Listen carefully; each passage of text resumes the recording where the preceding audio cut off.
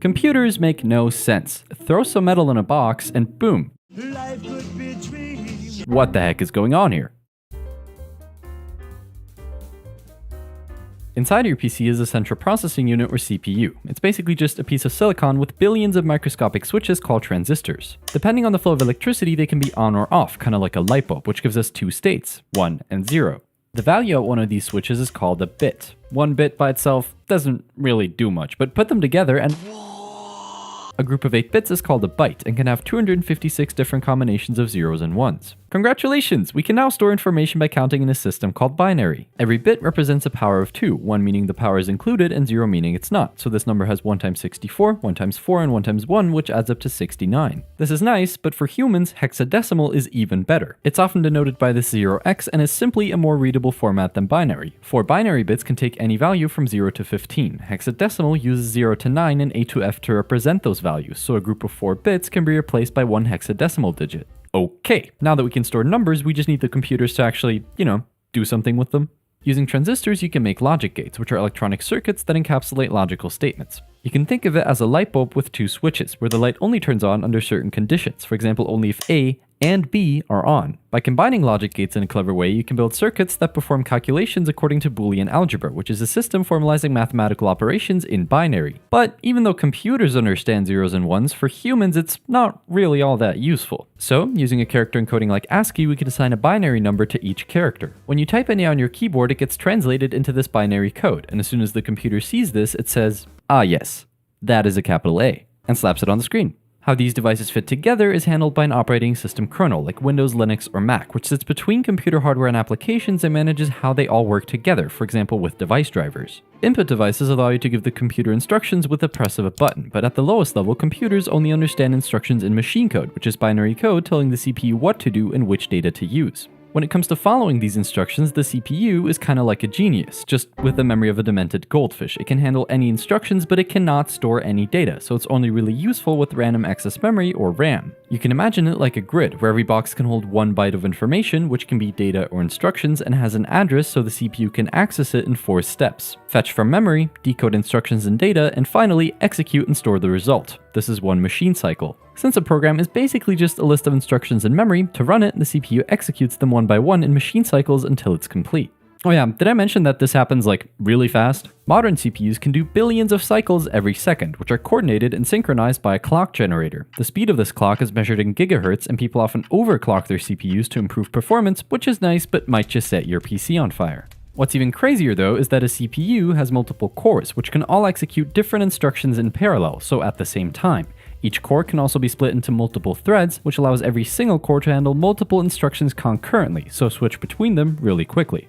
Okay, that's cool, but it doesn't matter how powerful a computer is if you have no way to give it instructions in the first place. Typing machine code by hand would probably make you go insane, but luckily, you don't have to. The kernel is wrapped in a shell, which is just a program that exposes the kernel to the user, allowing for simple instructions in a command line interface with text inputs. But the best way to make a computer do something useful is with a programming language, which uses abstraction so that instead of this, you can write code that looks like this, which is then converted into machine code for you. Some languages like Python use an interpreter, which directly tries to execute the source code line by line. Other languages like C or Go use a compiler, which converts the entire program into machine code before putting it in a file the CPU can execute. Now, every programming language has different syntax, but there's some basic tools almost all of them have. The most basic way to use data is with variables, which assigns a value to a name which can then be reused and modified. Depending on the value, variables can have different data types. For text, there's single characters and strings of multiple characters. For numbers, there's integers which can also be signed if they're negative, and floating point numbers for decimal values. They're called floating point because the decimal point can float around to trade off precision with range. This is possible because they use scientific notation. It's some number times the power telling you where to put the decimal point, which is exactly what they look like under the hood. The actual number is stored with binary fractions. Some fractions, like 1/3, can only be approximated in binary with an infinite sum. But since memory is not infinite, you have to cut it off at some point, which leads to rounding errors, causing pretty weird calculations sometimes. If these are not enough, long and double use twice the amount of memory to double the range of ints and floats. Some languages like Python automatically figure out which type a variable is, but in a language like C, you have to explicitly declare the type of a variable. The value of a variable is stored at some address in memory. Pointers are variables whose value is the memory address of another variable, which is denoted by this ampersand. So really, a pointer is just some chunk of memory pointing to another chunk of memory.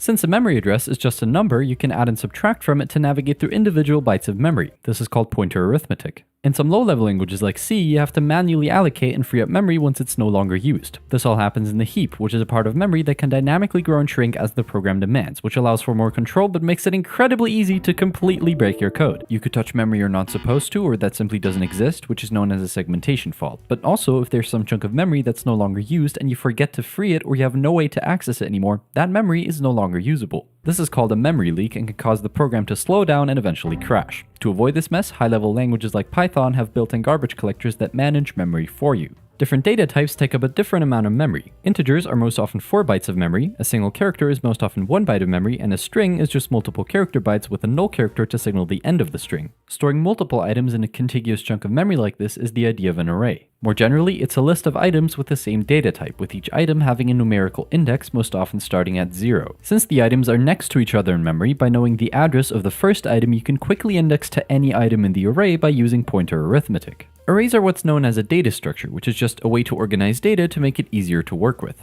Retrieving values from an array is blazingly fast, but the size of an array is often fixed when creating it, so when it's full you can't add anything, and if you don't use all of it, it's just wasted memory, so a more flexible option is a linked list. It uses nodes containing a value in a pointer to the next node, which allows them to be spread apart in memory. Also, it can grow and shrink dynamically as you can add and remove any node, and you can reorder it by simply rearranging the pointers. This is great, but they can be impractical as you have no way to access the last node except if you traverse every single one before it. But still, both arrays and linked lists are useful as they allow you to create queues and stacks. A stack follows the last in first out principle, just like taking a pancake from a stack. Practically, just imagine a pointer that always points to the item that was last added to the structure. Then you can pop, so remove the last item, which increments the pointer back.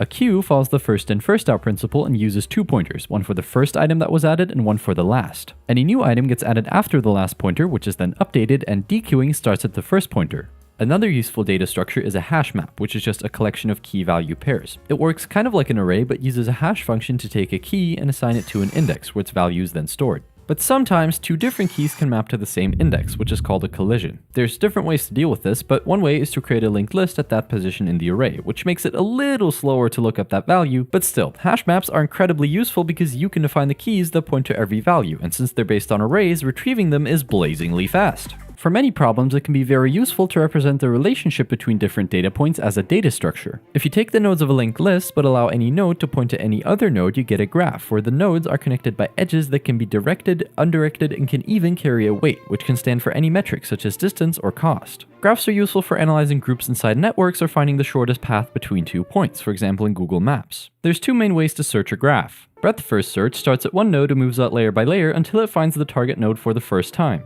Depth first search explores every single path fully until it reaches a dead end. Then it backtracks to the last node with a different path and continues from there in the same way until it finds the target node.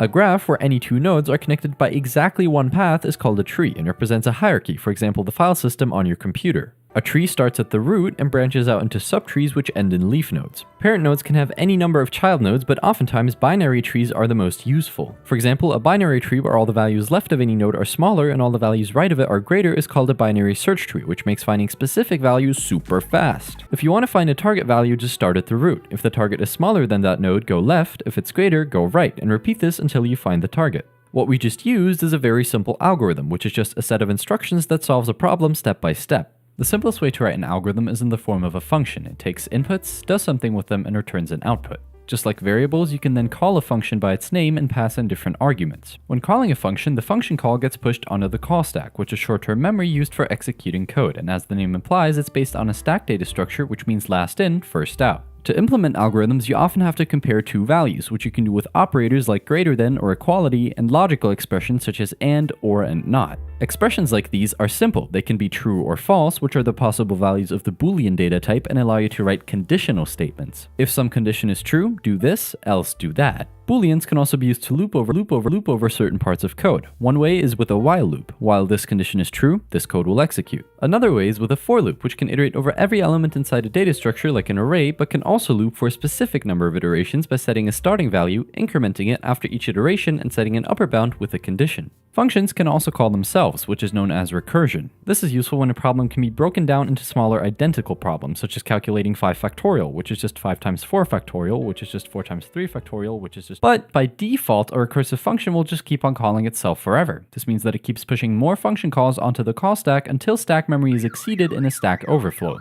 That's not optimal. To stop this, you have to add a base condition to a recursive function which defines when to stop. Only then will the function calls be executed without crashing your PC. Recursion is cool, but it can be pretty expensive time and space-wise. So, to minimize the amount of computations needed, past results can be saved in a cache, so if they come up again, the computer doesn't have to recompute them from scratch. This is called memoization. Speaking of performance, to judge how good an algorithm is, you can look at time and space complexity, so how much time or space is required to run it. This is measured in Big O notation, which describes the relationship between growth of input size and number of operations needed to execute the algorithm. For example, adding 1 to every number inside an array is O of n, because the number of operations increases in a linear way as the array grows. What's relevant is not the exact number of operations, but rather the trend as the input size goes to infinity. You see, something like n factorial grows way faster than any linear function ever could, so as long as the time complexity is some kind of linear relation, it's simplified down to O of n, and the same thing goes for any other group. When writing an algorithm, there's always different approaches. A brute force approach would be to simply check every item until we find a target in a list, but if you want your program to run faster than a garden snail, you need a more sophisticated approach like divide and conquer. For example, in binary search, you repeatedly check the middle element to see on which side the target is and keep searching in that half until you find it.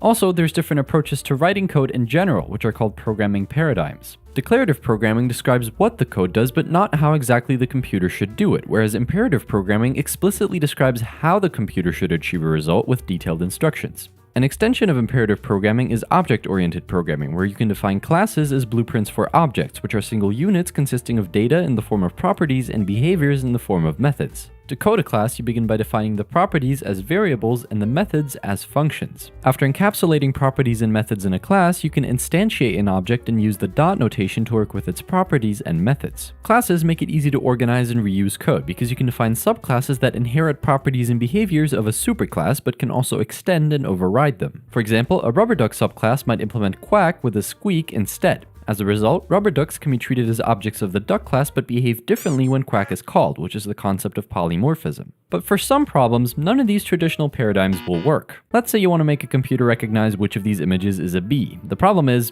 you can't really describe what a bee looks like with code. This is where machine learning comes in, aka teaching a computer to do a task without explicitly programming it to do that task. First, you need a lot of data, which you can split into training data and test data. Next, you choose an algorithm that can change its parameters over time. For example, a neural network where the weights can be updated to achieve a different result. By feeding lots and lots of training data into this algorithm, you can build a model whose accuracy you can then check with the test data. If it's not quite right, the model can improve over time by comparing the output to what it should have been, capturing the difference in an error function and tweaking its parameters to minimize the difference. But no matter how futuristic, bleeding edge, blazingly fast, and optimized it is, if you want people to actually use the application you wrote, you should probably know about the internet. It's a network of computers from all around the globe connected by wires. Like, literally, the internet is just a bunch of thick cables that run at the bottom of the ocean along with facilities like internet service providers that connect you to your destination.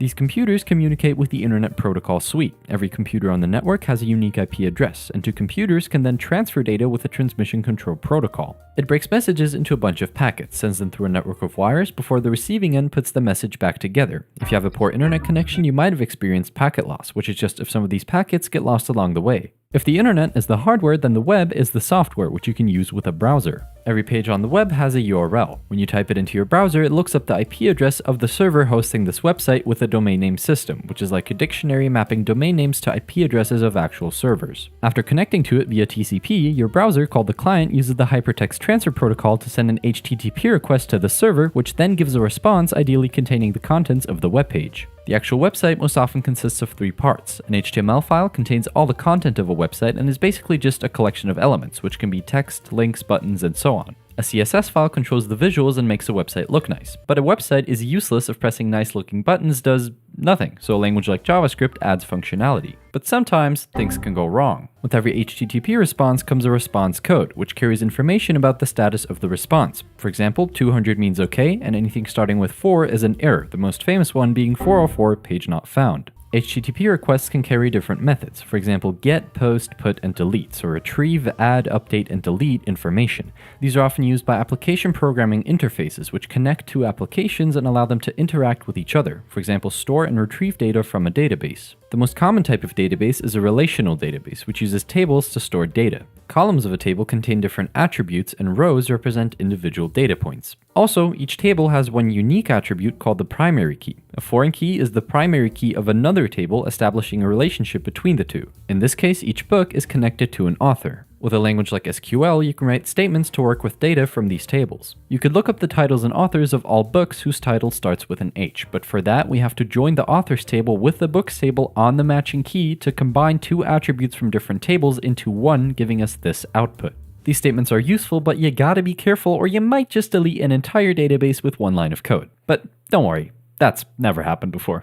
Behind every login page is a database with usernames and passwords. When a user tries to log in, an SQL query is often used to check if the user input matches with an entry in the database. That's good, but a devious actor could type something like this, which changes the query by terminating the string early and commenting out the rest, which means as long as this username exists in the database, access is granted. This is called an SQL injection attack, and it's one of the easiest ways hackers get places they're not supposed to. Hearing about these concepts is one thing, but to really learn them, you have to see them in action and use them yourself, which is exactly what you can do with Brilliant, which has thousands of interactive lessons for everything from math and data science to programming and AI. They make knowledge stick with visual lessons and interactive problems, which is not only fun and builds intuitive problem-solving skills, but also proven to be 6 times more effective than simply watching hours of lectures. I know that making time to learn new skills can be difficult, but Brilliant makes it so easy. You can build valuable knowledge from the ground up in just a couple minutes a day, with bite-sized lessons from any device, anywhere, anytime. You'll go from the basics of data science to analyzing real datasets from Spotify in absolutely no time, which you can supplement with math fundamentals and programming courses in Python to build one of the most in-demand skill sets of our time. The best part? You can try everything Brilliant has to offer for free for a full 30 days by visiting brilliant.org/wackyscience. You also get 20% off an annual premium subscription. Thanks to Brilliant for sponsoring this video.